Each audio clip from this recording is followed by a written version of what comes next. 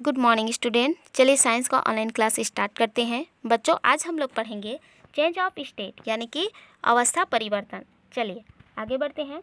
All material in nature are made up of molecules that are always in motion. प्रकृति में सभी पदार्थ अणुओं से मिलकर बने होते हैं जो हमेशा गति करते रहते हैं। In solid molecules are arranged in an orderly manner with fixed position. ठीक है, इन सॉलिड यानी कि ठोस में अणु अपने निश्चित स्थितियों पर निश्चित क्रम में जमे रहते हैं। This molecules keep vibrating around their main position. ये अणु अपने मेन पोजीशन के चारों ओर वाइब्रेटिंग करते रहते हैं। Molecules of solid do not have the freedom to leave their position due to intermolecular force of attraction between them. बोला जा रहा है कि ठोस में अणुओं के बीच आकर्षण होता है जिसे अंतराणु बल कहते हैं। ठीक है, जिसके कारण उन्हें अपनी स्थिति को छोड़ने की स्वतंत्रता नहीं होती है। The intermolecular force between molecules of gas is very small. ठीक है, यानी कि गैस के अणुओं के बीच अंतराणु बल बहुत कम होता है। आगे देखते हैं। That's why they are far apart.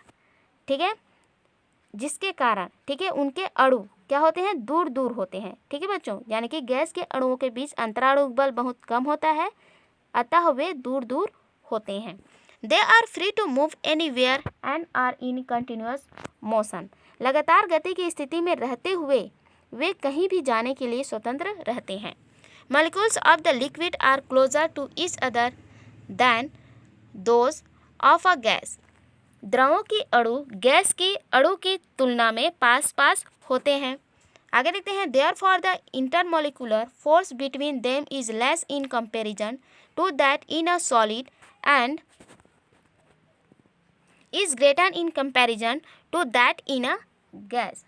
देखिए बच्चों, बोला जा रहा है कि उनके बीच ठीक है, देखिए बोला जा रहा है कि द्रवों की अणु ठीक है, द्रवों के अणु के बीच अंतराणु बल ठोस की तुलना में कम किंतु गैस की तुलना में अधिक होता है। आगे देखते हैं। So this molecules move with in the boundary of the liquid. ठीक है, अतः ये अणु द्रव की सीमा के अंदर गति करते हैं। चलिए आगे देखते हैं।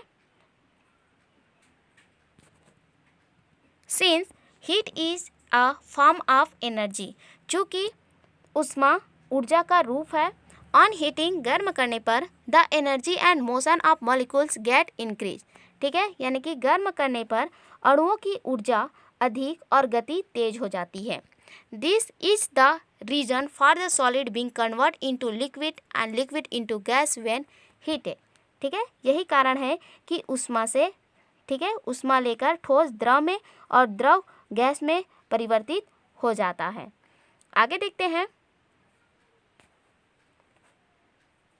Similarly, on cooling, the energy and motion of molecules in materials decrease, and because of these gases get converted to liquids and liquids to solid. ठीक है, इसी तरह पदार्थ को ठंडा करने पर अणुओं की ऊर्जा कम और गति धीमी हो जाती है, जिसके कारण गैस द्रव में और द्रव ठोस में परिवर्तित हो जाता है। All these changes are called change of state. इन समस्त परिवर्तनों को अवस्था परिवर्तन कहा जाता है।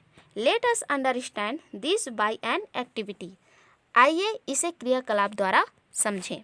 देखिए बच्चों, आगे दिया है एक्टिविटी 6, मटेरियल रिक्वायर्ड यानी कि आवश्यक सामग्री। Beaker, tripod stand, thermometer, wire gauze, ice pieces, glass rod, arrangement for heating. आगे देखते हैं। Break ice into pieces approx 300 gram and keep them in a beaker. बोला जा रहा है कि बर्फ है ना लगभग 300 ग्राम को छोटे छोटे टुकड़ों में तोड़कर बीकर में डालिए। आगे देखते हैं। Now place the beaker on the wire gauze kept on a tripod stand and heat it. ठीक है, अब उसे ट्रिपॉड स्टैंड पर जाली के ऊपर रख कर गर्म कीजिए। और आगे लिखा है। Note the temperature of the beaker after every 1 minute and write the observation in table 7.1. During this period, keep shaking the ice with a glass rod. Fix 7.7.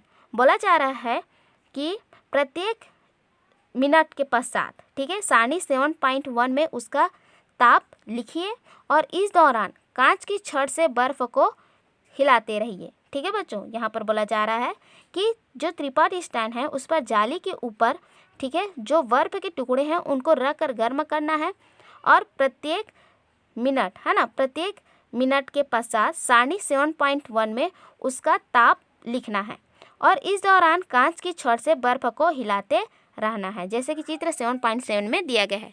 ठीक है बच्चों, तो चलिए देखते हैं 7.7।